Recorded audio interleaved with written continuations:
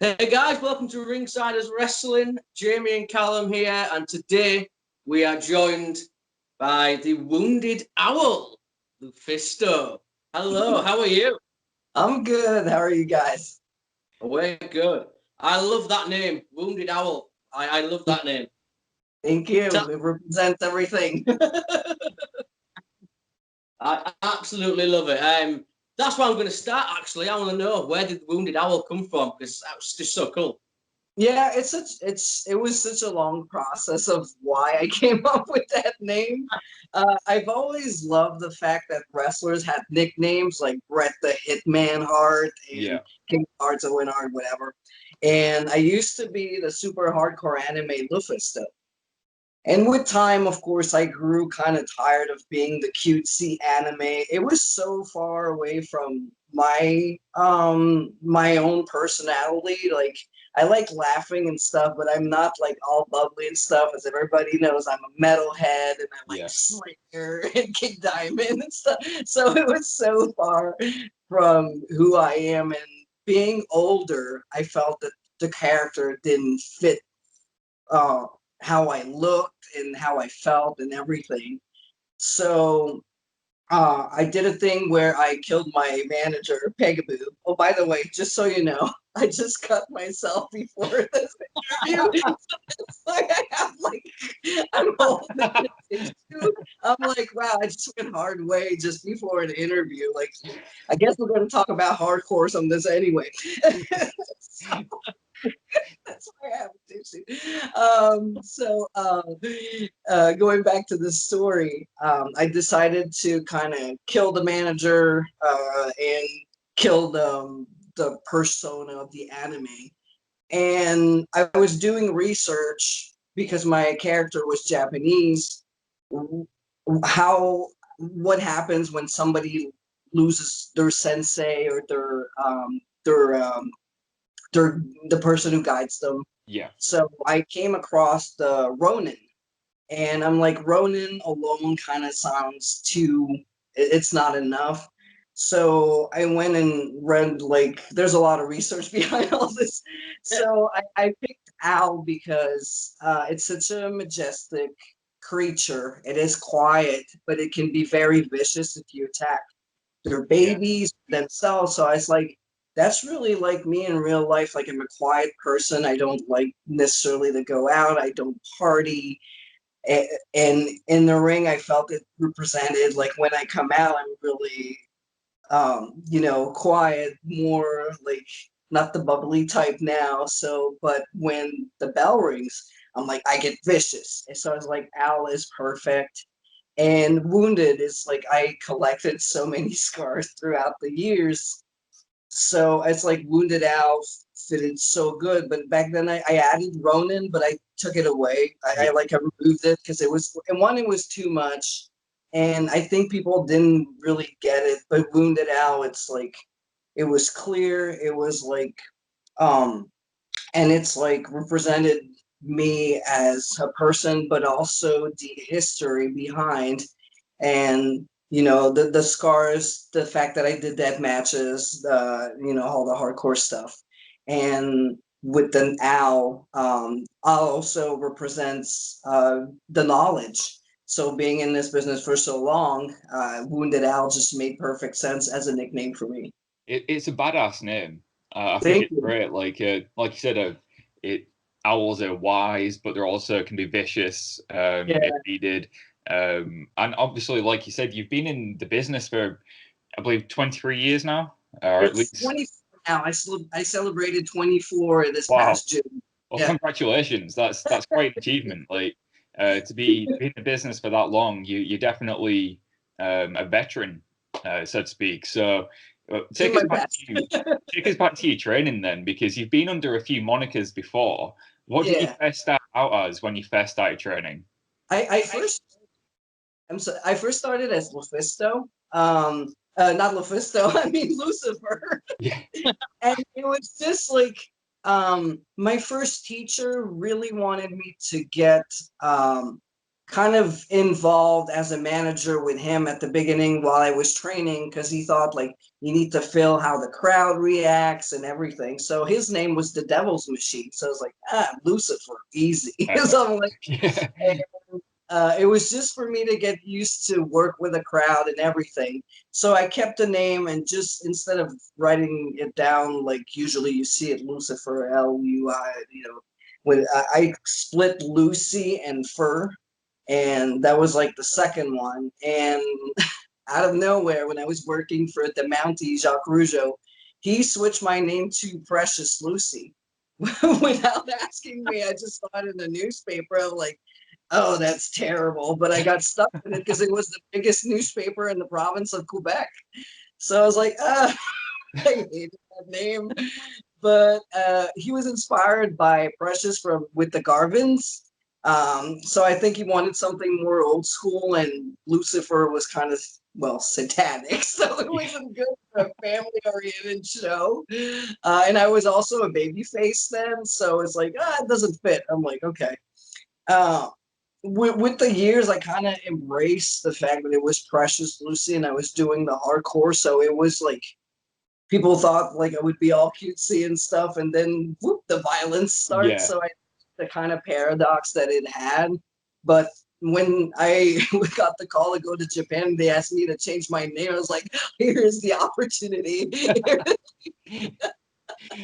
So that's how I went from all the names to LuFisto that I have since 2003. Wow. What was it like as well? Obviously, you mentioned Jacques Rougeau, the Mountie. What was it like working under him? Was it? He's not someone you really hear much about still nowadays. So, what was it like working with him? Jacques was really not at the beginning of his promotion. He wanted more to bring back the old Grand Prix wrestling type of thing, and I really like the fact that a big thing about Jacques, he knows how to talk to the media. He knows how to go on TV and sell his stuff and make sure everything like he promotes like there's like no tomorrow. Like there's nobody who can do it as good as Jacques. So I thought like I've learned a lot on that aspect with him. The only thing that happened with Jacques is he wouldn't let us wrestle anywhere else, and he only had like 3 or 4 events a year. And I really wanted to wrestle, and it was hard to find girls back then. And like I wanted to wrestle the guys. I just wanted to be a wrestler. So he's like, you can't wrestle guys, and there's not many women wrestlers. So I was always fighting the same people. And he really turned this promotion into a family oriented, so we can punch and stuff. And I was like, it's not for me. If I want to grow as a wrestler, I need to wrestle people who are better than me, who can teach me. Like when I'm in the ring, I think there's no better way to learn than when you're actually in that ring with someone who's so much better than you, that you learn from them, like as they're guiding you, being the ring general. And that was something that was so like missing for me back then, that I just quit Jock and went on my own. Have you always been interested in the hardcore side of wrestling? Because you say like you wanted to branch out and wrestle the guys, you wanted to wrestle people who were better than you. Was hardcore wrestling always on that list too? Not really. Hardcore wrestling just happened. I was wrestling at a place called ICW in Quebec, and the main promoter there, his name was Serge Prou, was like, you know what, we don't have girls, but I'm going to wrestle you. And he was like one of the first there, because guys didn't want to wrestle girls back then. Like you see a lot of intergender today, but back then it was like, no, I'm going to look bad, and it's people are going to think it's domestic violence, instead of seeing it as two athletes competing, and also like more of a superhero thing. Like today, people are going to watch Black Widow and the Avengers, and they're not going to be bothered by it if she gets hit or she hits guys. But back then, it was a big thing. So not a lot of people, almost nobody, when it comes to the guys, wanted to wrestle me. But him, he's like, now I see this work. It's different, and he was right. I mean, there was almost a riot the first time we wrestled. And he was a very vicious heel, so he was using chairs and all kinds of stuff. So in the match with him, it just happened. Cookie sheets and guardrails and chairs. And the reaction from the crowd was so like, oh. And I think it's from that moment people started to see like, okay, she's serious about this. She's tough. She can take, she can take the hits. And every time it was, and for me, it was to prove people wrong that it's not because I'm a girl that I can't do this stuff and I'm not tough. And through hardcore, it was really, I always say I didn't have to do hardcore, but I feel it was necessary back then to prove that women can do everything the guys do. So I used it to prove people wrong. I think you did. And it just thank you. It just happened.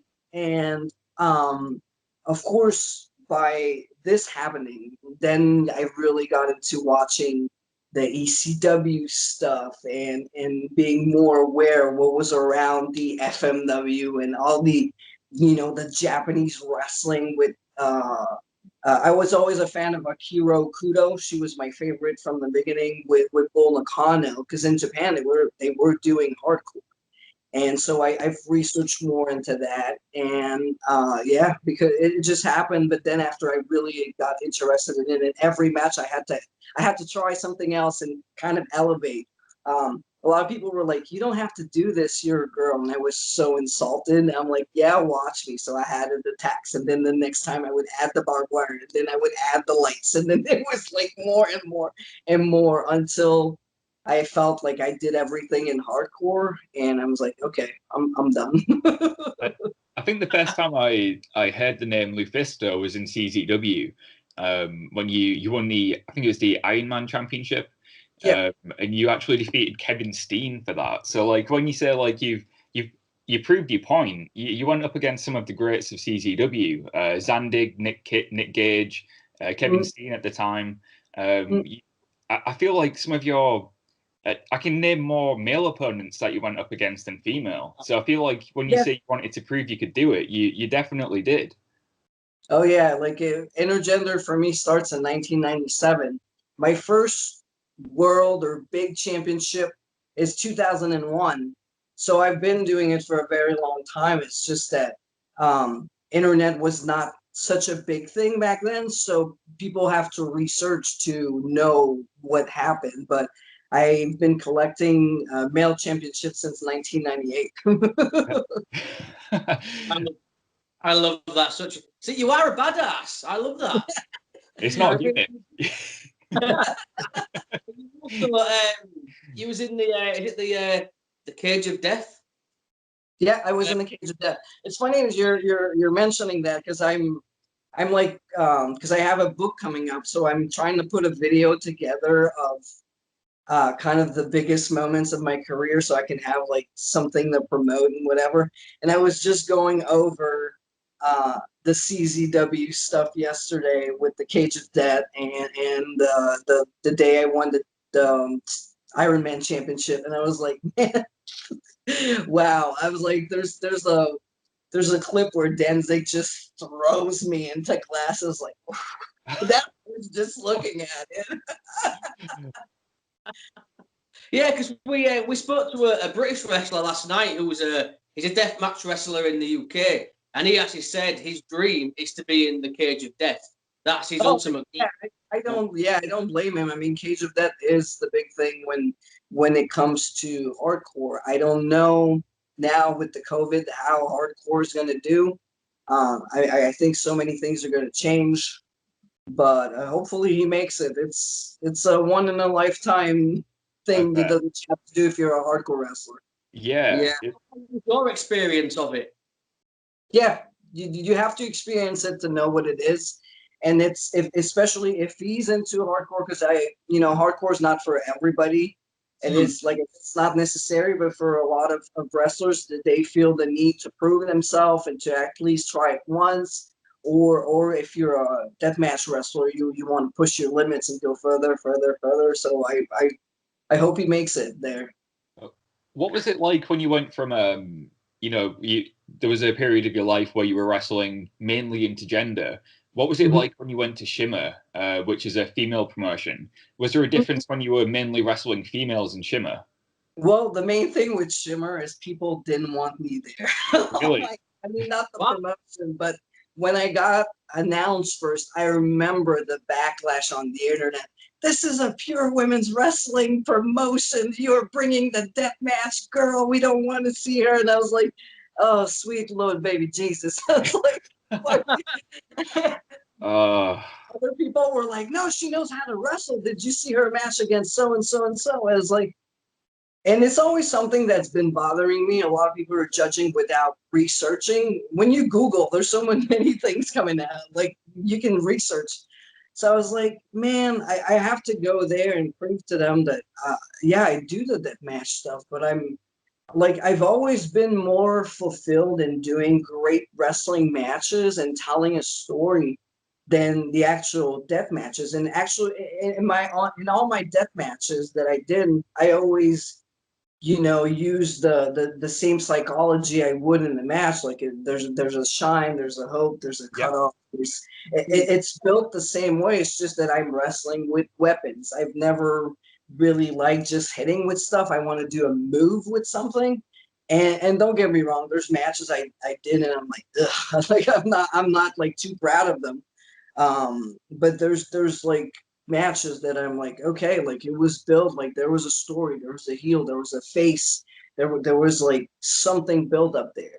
And with Shimmer, when I got there, and my first match was with Mercedes Martinez, and I got there, and people were like, yay, some clapping, some like this, looking at me. And when I got to the ring, and then we started wrestling, we started chain wrestling, so I could see people going, like their faces were changing while we were wrestling. And then finish comes 1, 2, 3. I lose the match, standing ovation. And when we were selling merchandise, there's so many people who came like, we didn't know you could wrestle like this. I'm like, yeah, I'm a wrestler. I just the limit's a little bit too much sometimes, but I love to wrestle. Like and still today, it's something that's in my blood. It's something that like I said, I feel so much more fulfilled going in there and trying to have a great wrestling match. Yeah. With a lot of intensity. I love being intense. I love to beat up people. Like I'm more of a brawler, but I can go out there and actually do like ground wrestling too. I think it's one thing we've got to mention is you're also a CZW Hall of Famer, and that's all I can hear is my cat doing something. Sorry. Okay. Yeah. It's a cat. It's all right. She can do what she wants. So many noises coming from the other room. Yeah, you're a CZW Hall of Famer, class of 2019. What was that like to receive that honor? Because obviously you wanted to change people's perceptions of what female wrestlers could be. Do you feel like that was one of those moments? It was. The only thing I really regret about the Hall of Fame is like when I was told I was getting into the Hall of Fame, I didn't want to go.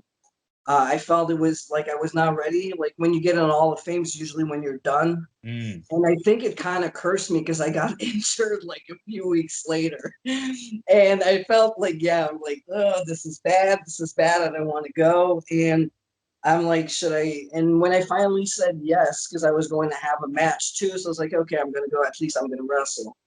And I was asking, like, do I need to talk? Is there like a speech? Do I need to dress up? And DJ was like, no. And when I got there, everybody was dressed up. Everybody had speeches. And I was like, kind of pissed off and disappointed. And I'm like, I should have been ready. And I was not. Like, you see it on the pictures. Everybody's like dressed nice. And I'm like in punk pants. Like, and I was like, man. And I felt like I wasn't ready. And I always feel like there's CZW today, but I come from the John Sandig CZW. Yeah. And I tried my best to give him the credit for everything he did for me, and he wasn't there. I just wish he could have been there, because I owe a lot to John, and he's forever in my heart for believing in me when I did not. And yeah, I just feel it's a great honor, and I'm also part of the NSPW Hall of Fame here in Quebec, which I won their main championship in 2012, and it's a big promotion in Quebec. They get like 800, 900 people per show minimum, and but yeah, I just felt like I'm honored, but I feel it was not the time yet, and Yeah. I wish John Zandig would have been there. I think it's cool though that even if you wasn't ready to be in the Hall of Fame mentally, it's still a great honor. And you're a two-time Hall of Famer, which just means people think your body of work is good enough to be Hall of Fame worthy, which is quite an honor. And like you said, you're not even done yet. You've still got plenty to offer. So imagine like when it's all said and done, how many Hall of Fame entries you're gonna have. Well, we'll see. Hopefully, I can make it to a bigger Hall of Fame. I would love to wrestle for someone like All Elite or Ring of Honor or NWA. I feel like I'm 40 years old now, and I feel I've always felt like I don't know if I'm good for TV. Is like I've always been kind of I want to go, but today I can honestly say like I'm so ready. Like I feel I've matured with the years, and I'm smarter, and I can work better, and I can deliver better what's asked of me. So I wanted to retire last year, and I had a knee injury, and I'm like, oh, that's it. And I was just tired of wrestling as a whole. I was like, and just the love just came back, and I got like I'm in the best shape of my life right now. I feel great, and I feel confident in everything, and there's no wrestling here, and I'm like, no, I'm ready now, like give me a shot, like I want to wrestle. And like I had great matches in the past year with Josh Alexander. I wrestled Too Cold Scorpio, which I never thought I would do in my life. And when that match was announced, I was like, that has to be a joke. Like, oh no, you're wrestling him. Mark from C4 Wrestling in Canada. I was like, whoa. I was like so like, and I also wrestled the Beast King, Frankie. Frankie, he was known as Frankie the Mobster. He did a little bit of CC too. Yeah. Remember him? Now he's like he turned 42, and that's one thing with me and him. I feel we're in the best shape of our lives, and he's like so awesome, and I feel like we've grown. I've known him for 24 years, so it's so great to see like older people. Well, not that we're old, because I don't want people to think there's an age limit in wrestling.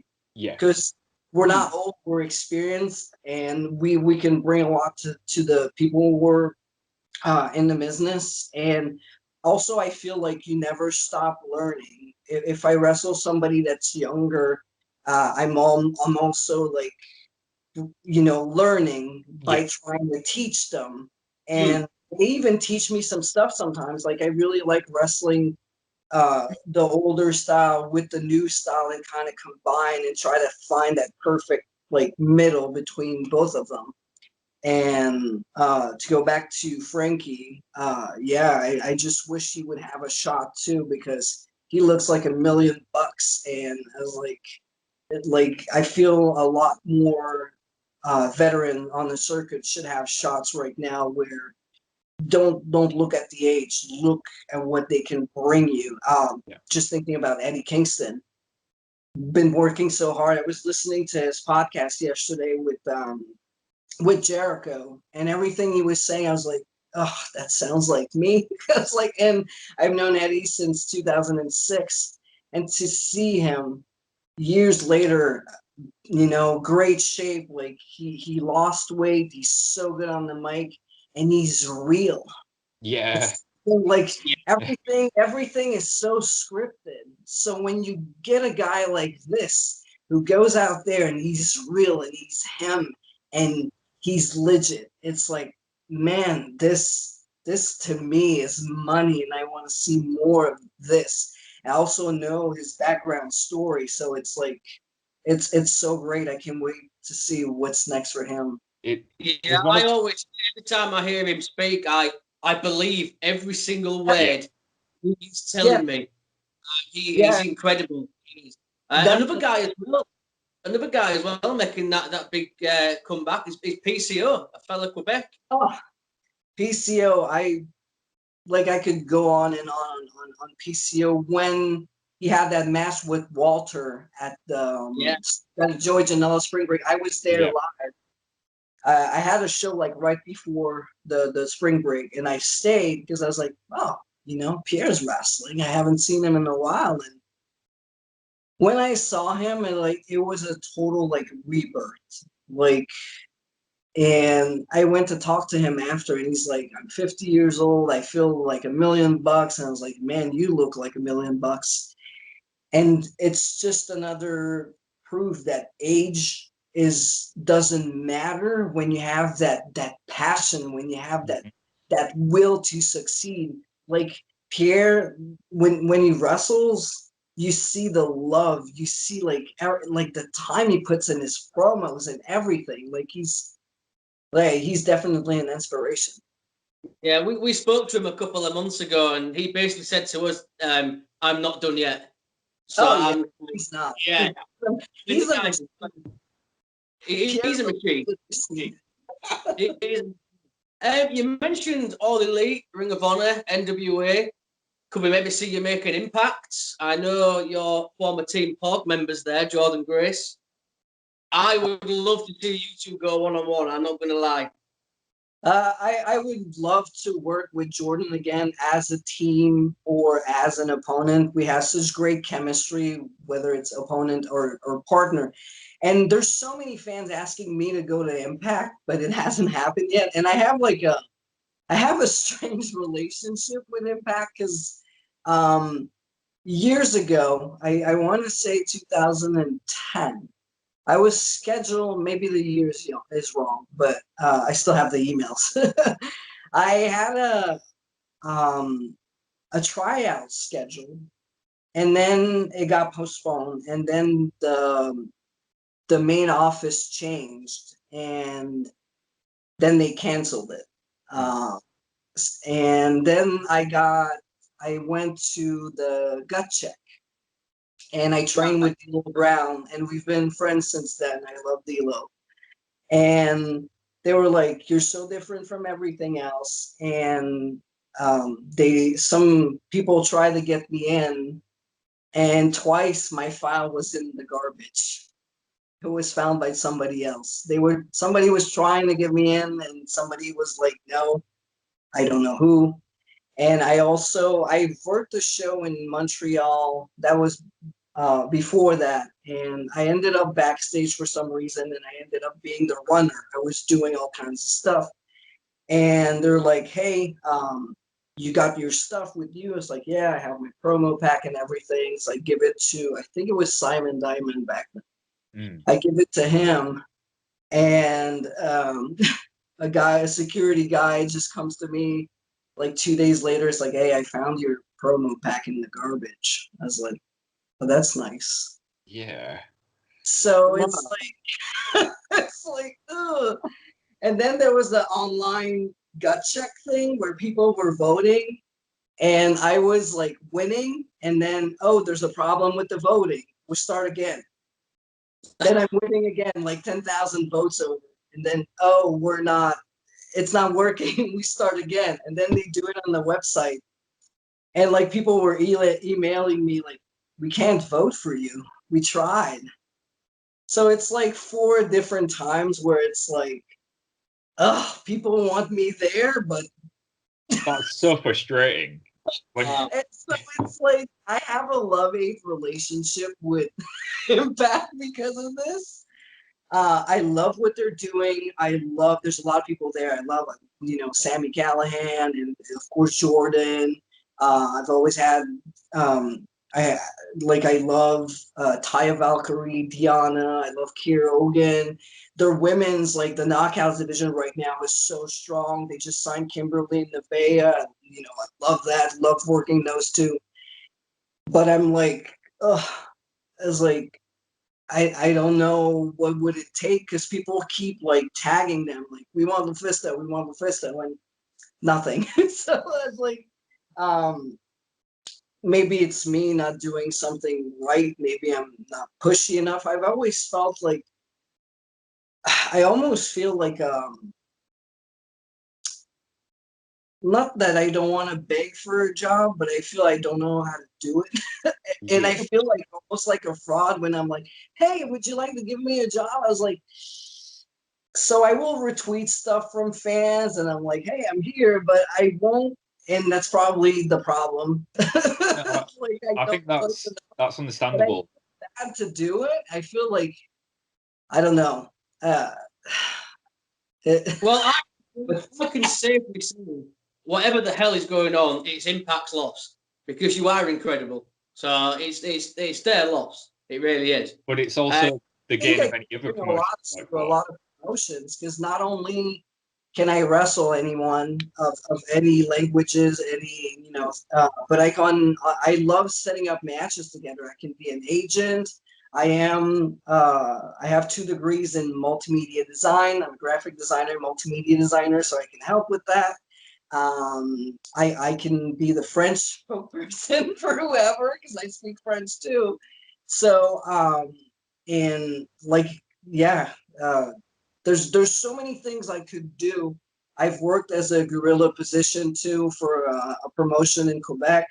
It, like I could bring so much, but you always need that one person who's going to give you that one shot, and Yeah. that's something throughout 24 years I never got, unfortunately. It could be something that happens though, because even with All Elite Wrestling, they've got some very, very, very talented female wrestlers, but I feel like they're lacking that one veteran who could hold it together. And exactly, right? I, Surely that's. I think you'd fit in All Elite Wrestling so well because I think they've got some really good young talents, but they just need that one veteran who has the experience in the business, backstage, putting matches together, being an agent. You said you can do it all. I think you'd be the glue that could really help bring that together. I And think right now though I think I haven't seen the graphic or so, but I think they signed Serena, so that's going to be like cool. for them. Yeah. Serena has a lot of experience as a wrestler and a trainer, but I can see myself going out there and have killer matches with Nyla Rose. I really love Abadon. I love the He's fact great. I didn't know about her before All Elite. There's a lot of other promotions that they bring all these people who were at WWE, and I mean it's great in the way that sometimes WWE are not necessarily gonna not that not gonna use them properly, but they're not gonna put them in a place where they're gonna shine, and it gives them a second chance. But it's not something new, and that's what I love about Abadon. I haven't seen her before, so to me she's an all elite product. And of course when I saw her I started looking into her stuff, where she comes from. She's a beautiful girl. He is. Yeah.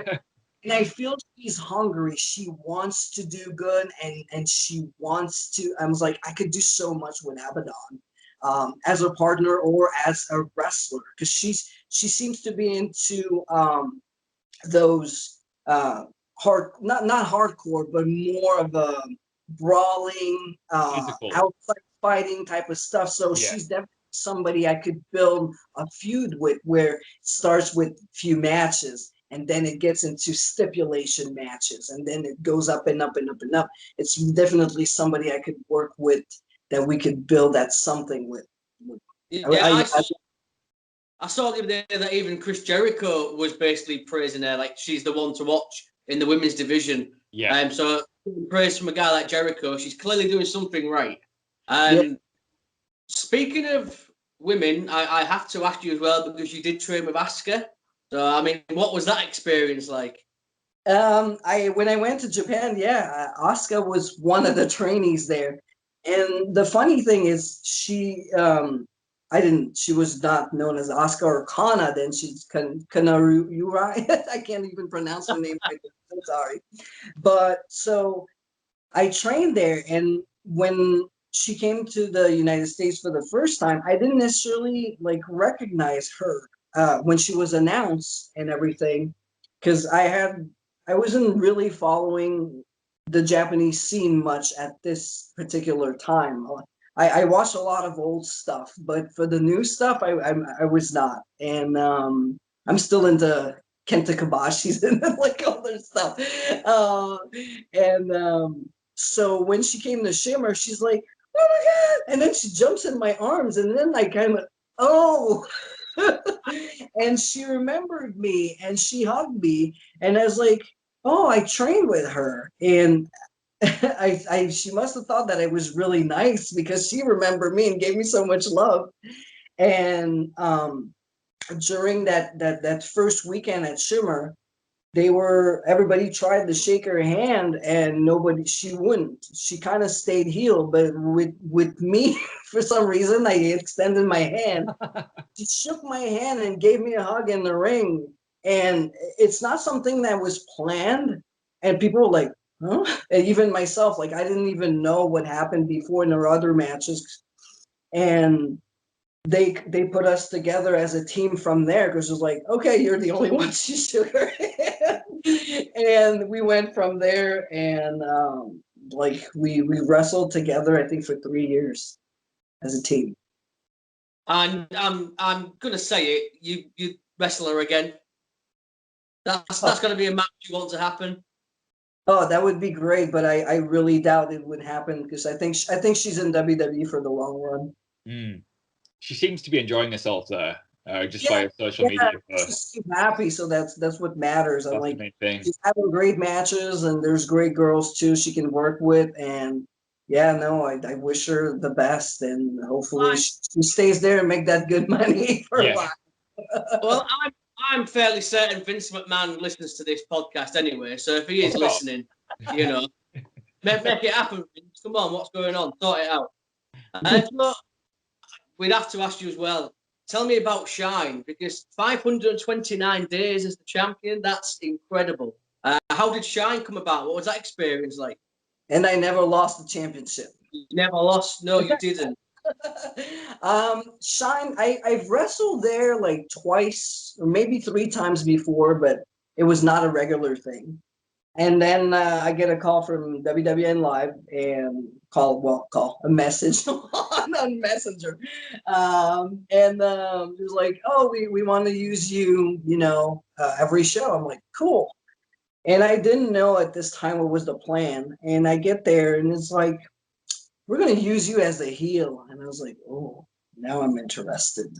Because I just switched the character. I was not the anime anymore. And I was really bored with, everything cutesy. And I'm like, okay, that's a challenge. And it was like, we're going to give you the mic and then cut promos. And I was like, oh, like not a lot of people gave me the opportunity to grab that mic and, cut some promos and stuff.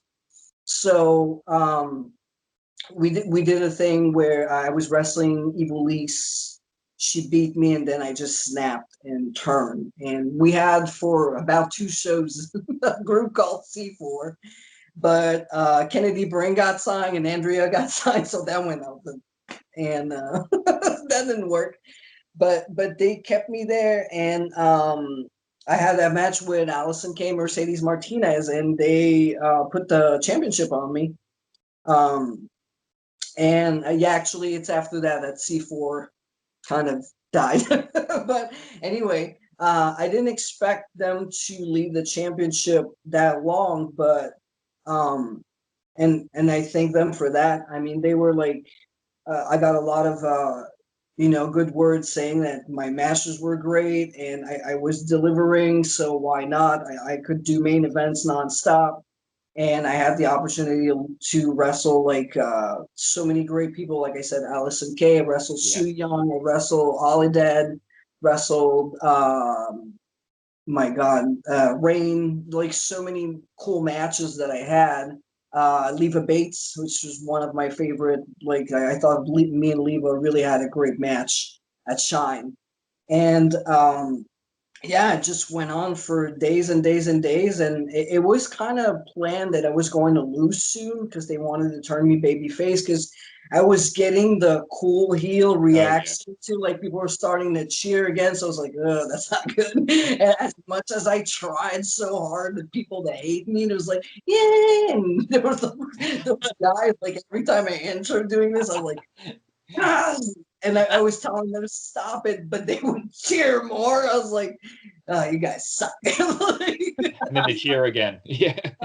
Yeah. So in 2018, actually before my match with Ollie Den and Evilise, we had a three-way. I got the call from my doctor that it didn't look good. I had a pap test and I needed a biopsy, and that's where they found I had cancer cells on my cervix. And I had to go through surgeries, and there's one of them I had to miss one show. The way Shine explained it, I was missing the anniversary show, so they were like, we kind of need a champion. It's like, I get it. I mean, it is what it is. I can't control what's going on with this illness. Like, I'm like lucky enough that there's no talk about having anything else than a surgery. Like, I didn't have radiotherapy. I didn't have, I was going to say chemistry, but chemo. And I mean, in all that, I was so lucky, but like the surgery was so expensive, and like I have to go back, and it's actually one of the main reasons why I moved back to Canada, because it was trying to come back, and in the United States it was just impossible money wise to everything is good, by the way, right now. Like everything is clear. Nothing back. Yeah. I'm sorry? No, so that was going to be my next question anyway. You know, how are you now? So yeah, to go back to Shine, since my future was kind of uncertain, they took the belt off. The sad part is that I was there the following show. I only missed one show. Yeah. And but then they started the feud with Jordynne, who's, we got a lot of like steam going, and fortunately after that I moved back to Canada, so the feud kind of died. But yeah, I just wish that I could have like lose the belt to Allison Kay instead of just handing it, and they, her going through a tournament. She was like so ready. Like, I mean, Allison Kay, like she's 24/7 ready. She's amazing, but she's been the face of Shine since the beginning. I really wish I could have, just she could get the 1, 2, 3 on me and get that championship instead of taking, and because we had a match after and it was great, but it didn't feel like I had it for so long. It would have been so great to just lose it to someone who deserved it so bad. And like I said, been the face of Shine since its beginning. So yeah, that's my regret from all this. And are you going to get that belt back though? I don't know. I have to go back to the United States for that. And with COVID, I really need a work visa. Otherwise, you can't go in. Yeah. Obviously, before we start wrapping things up, I've got to ask you this. Mick Foley on Twitter. I mean, how did that feel when you read that? I've been a Mick Foley fan forever, of course, hardcore hero, and he was one of the inspirations. And I would look at his matches to get inspired when I was doing Deathmatches and stuff. And I've met him before, like when I was about 17, 18, just starting. And he was always so kind. And I would ask him, like, hey, do you have any advice? And he would like offer some insight and stuff. And so I remember that. Like, of course, he didn't remember me because he'd seen so many people. But when he posted about the CZW and everything, and I was fighting for the women, you could see my passion. We've been in contact since. we wrote each other, and if I know if I have questions or anything, and I'm probably gonna reach out to Mick because I'm trying to write my book, and I was like, and he's so good at it. Like he's such a great human being. Like I feel blessed, and I don't know if you can see it behind, but he sent me one of this Cactus Jack. It's up there. I don't know if you can see it. Let's see. Oh yeah. See it now? Awesome.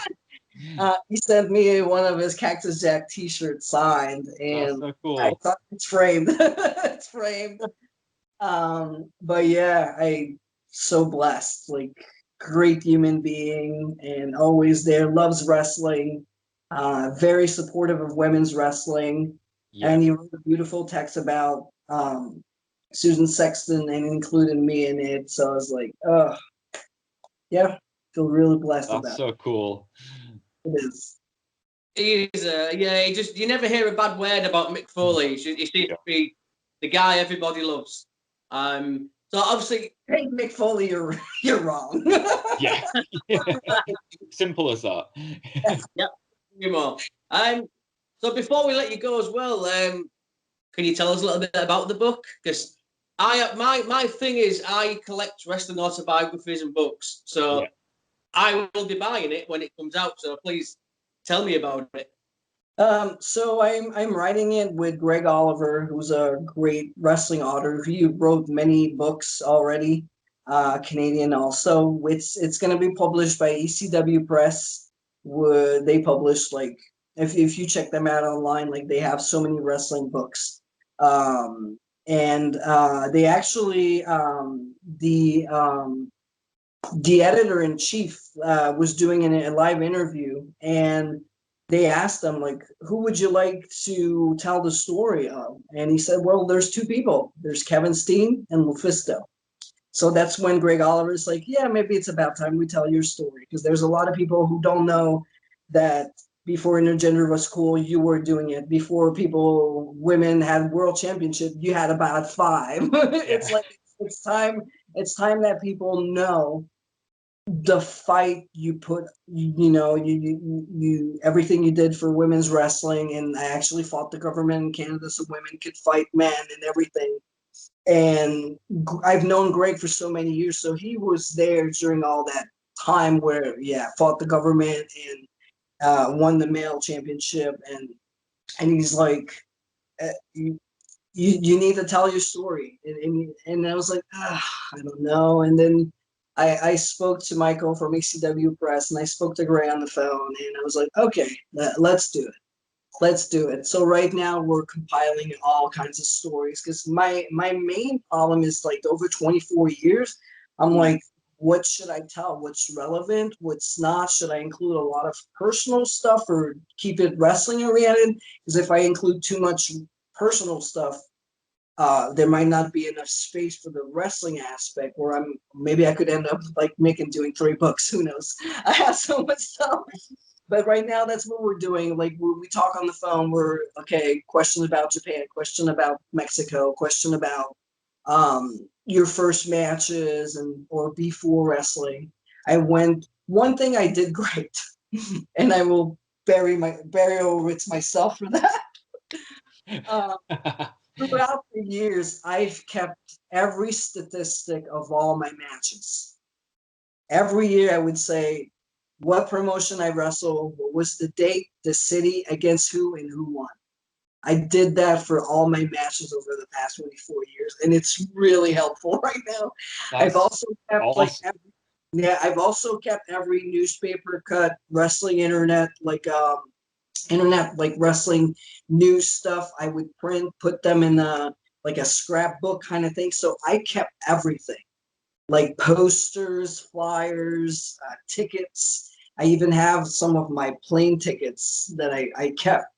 And now it's really useful because I go through this and I'm trying to, okay, this was an important match. This was an important moment. This is just trying to get together, and I have to get together with Greg too, so we can try to kind of make a plan, because there's so many things, and I'm like, how am I going to pick and choose? But that's where we're at right now, like talking and putting stuff together until we actually start writing the book.